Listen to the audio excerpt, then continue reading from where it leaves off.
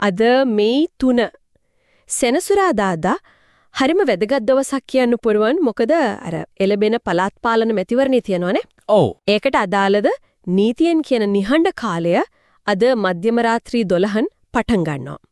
අපි මේ ගැන ටිකක් ගැඹුරින් කතා කරමු නේද?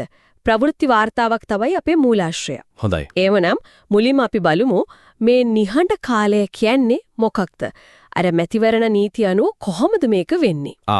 මෙහිමයි මැතිවරණ නීතියේ හරිම පැහැදිලිව තියෙනවා මේ ඡන්දයක් තියෙන දවසට හරියටම පැය 48කට කලින්.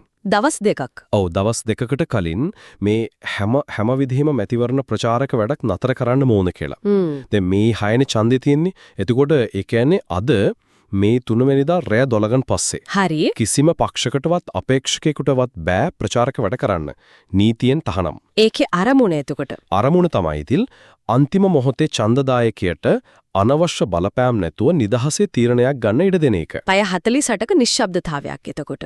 ඒ කියන්නේ අද රෑ 12න් පස්සේ මොනවද හරියටම කරන්න බැරි වෙන්නේ මේ පක්ෂවලට අපේක්ෂකයන්ට. ඔව් ප්‍රධාන වශයෙන් මේතින් අර ප්‍රසිද්ධ රැස්වීම් තියන්න බෑ, කතා කරන්න බෑ. ජනතාව අමතලා බෑ. ඒ වගේම අර මැතිවරණ කාර්යාල තියෙනවානේ. ඔව්.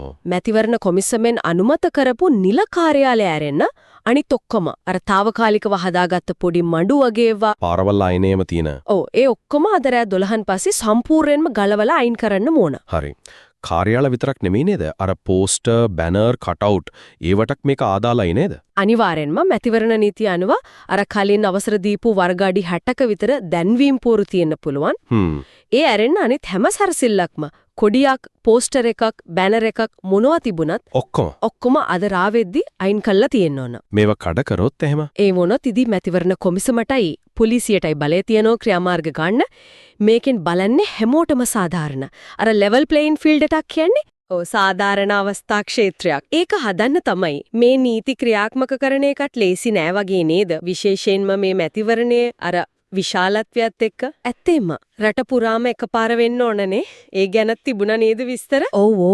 මේක හරිම පුළුල් මැතිවරණයක්. අපි කතා කරන්නේ පළාත් පාලන ආයතන 339කට. 339ක්? ඔව්. ඒවට සභිකයෝ තෝරන එකක් ගැන ඒකට ඡන්ද දෙන සුදුසුකම් ලැබුණු ඡන්දදායකයෝ 1,76,56,338ක් ඉන්නවා. අප්පා 1,71,00,000ක් ලොකු ගාණක්. ඔව් 14,57,338ක් මේ ඔක්කොමටම ඡන්දේ දාන්න රට පුරාම ඡන්ද මධ්‍යස්ථාන 13,759ක්. 13,759ක්. හදලා තියෙනවා. ඒකින් මේ වගේ ලොකු මෙකනිසම් එකක නීතිය ක්‍රියාත්මක කරන එක ලේසි නෑ තමයි. ඒ කියන්නේ රටේ ඡන්ද බලයේ තියෙන සෑහෙන පිරිසක් මේකට කෙලින්ම සම්බන්ධයි. හරි. එතකොට ඡන්දේ දුන්නට පස්සේ අර ගණන් කිරීම ගැනත් පැහැදිලි කිරීමක් තිබුණා නේද? ඒක කොහොමද වෙන්නේ? ඔව්. ඡන්ද ගණන් කිරීම පටන් ගන්නෙ ඡන්ද දවසේම. ඒ කියන්නේ මේ 6 වෙනිදා හවස 5ට. හවස 5ට. ඔව්. හැබැයි මෙතන පොඩි වෙනසක් තියෙනවා. අපි සාමාන්‍යයෙන් හිතන්න පුරුවන් හැම ඡන්ද පොලකම ගණන් කරයි කියලා. ඔව්. නමුත් මේ පාර පළාත් පල්ල ඡන්දෙදී එක එක කොට්ටාසයට අදාළව කලින්ම තෝරගත්ත එක ඡන්ද මධ්‍යස්ථානයක විතරයි ගණන් කිරීම කරන්නේ. එහෙමද? ඒ කියන්නේ අනිත් තැන්වල පෙට්ටියේ අර තෝරගත්ත තැනට ගේනවද? හරියටම හරි. අදාළ කොට්ටාසේ අනෙක් ඡන්ද මධ්‍යස්ථානවල පෙට්ටි තියෙනවනේ. ඡන්ද ඉවර වුණාම ඒවා හරිම ආරක්ෂිතව අදාළ නිලධාරීන්ගේ ආරක්ෂකංශවල අධ්‍යක්ෂණිය යටතේ අර තෝරගත්ත ගණන් කිරීමේ මධ්‍යස්ථානයට අරන් එනවා. හරි. ඊට පස්සේ තමයි ඔක්කොම එකට දාලා ගණන් කරන්න පටන් ගන්න. මම හිතන්නේ මේක සමහර විට ආරක්ෂාවට සහ වැඩේ කාර්යක්ෂමව විනිවිද භාවයෙන් කරන්න වෙන්නේ නැති. තේරුණා. ඉතින් මේ ඔක්කොම කාරණා ගත්තම අද රෑ 12න් පටන් ගන්න මේ නිහඬ කාලය, මේ නීතියෙන් දාන නිශ්ශබ්දතාවය අන්තිමට බලද්දි මේකේ අරමුණ ඡන්දට කලින් අන්තිම පැය 40ක් ඡන්දදායකයට අර කිසිම ප්‍රචාරක බලපෑමක් නැතුව සංසුන්ව හිතලා තමන්ගේ රුධ සාක්ෂියට අනුව තීරණයක් ගන්න ඉඩ එක වගේ නේද? ඔව් ඒක තමයි මූලිකම අදහස. ඡන්දදායකයාට පීඩනයක් නැතුව නිදහසේ ඡන්ද අයිතිය පාවිච්චි කරන්න ඉඩ දෙන එක. හැබැයි මෙතන පොඩි ප්‍රශ්නයකුත් මතුවෙනවා නේද? මොකද්ද?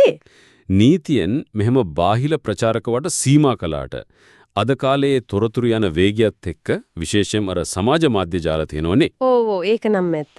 ඒ වගේන් පැය 24 පුරාම එක එක මත තොරතුරු සමහර වෙලාවට වැරදි තොරතුරුත් හරි ඉක්මනට යනවා.